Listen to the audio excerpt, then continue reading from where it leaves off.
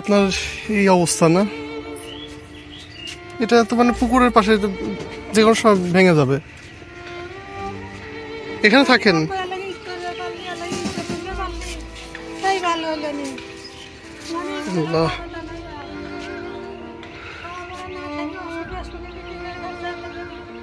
এখানে উনি থাকেন।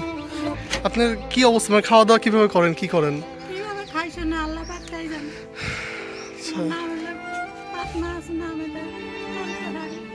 ইফতারের মধ্যে আমরা প্যাকেজ করছি, এটা তো আপনার উপকার হবে অনেক নাকি? তাছাড়া কি করতেন এই ইফতারের সময় কি করতেন? পানি আর ভাত খাইতেন?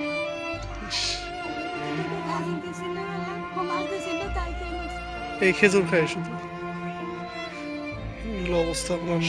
ঘর এই পুকুরের পাশে যে কোনো সময় ভেঙে যাবে অবস্থা। মেয়ের বাসায় থাকে।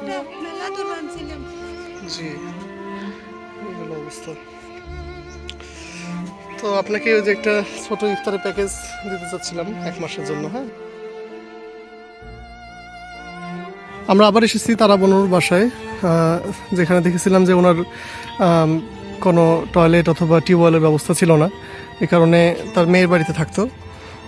পরবর্তীতে আমরা আমাদের উইডো চ্যারিটি ফান্ড থেকে 7,000 সামথিং কিছু টাকা খরচ করে আমরা এই টয়লেটের ব্যবস্থাটা করে দিয়েছি। এখন উনি এখানে থাকতে পারে। অ্যান্ড মানে আসলে আগে খুবই খারাপ অবস্থা ছিল, অন্য কারো বাসায় যে মানে টয়লেট ইউজ করে, এটা আসলেই খুবই কষ্টের বিষয়। তো ওনাকে আমরা এখন ব্যবস্থা করে দিয়েছি। এটাই হলো টয়লেটটা। আমি ওনার কাছ থেকে শুনবো যে কী অবস্থা। তো এখন আপনি ভালো, হয়তো কোনো তো সমস্যা হয় না এখন, না?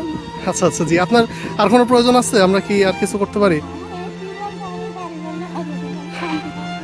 আচ্ছা আচ্ছা, মানে আপনার এই যে আচ্ছা আচ্ছা, এই যে আপনার এই বাড়িটা যদি একটু সারা দেওয়া যায় আর কি। হ্যাঁ, মানে বাড়িটা মানে পুকুরের একদমই দ্বার প্রান্তে আর কি। আমরা চেষ্টা করবো এটা। আর হলো একটা টিউবওয়েলের ব্যবস্থা করে দেবো খুব দ্রুত। আমাদের এটা ফান্ডে টাকা চলে আসছে অলরেডি। তো উনি মানে হেল্পলেস ফ্যামিলি বলতে যা বোঝানো হয় উনি তার মধ্যেই পড়ে আর কি। তার অবস্থা খারাপ, কেউই নাই আসলে।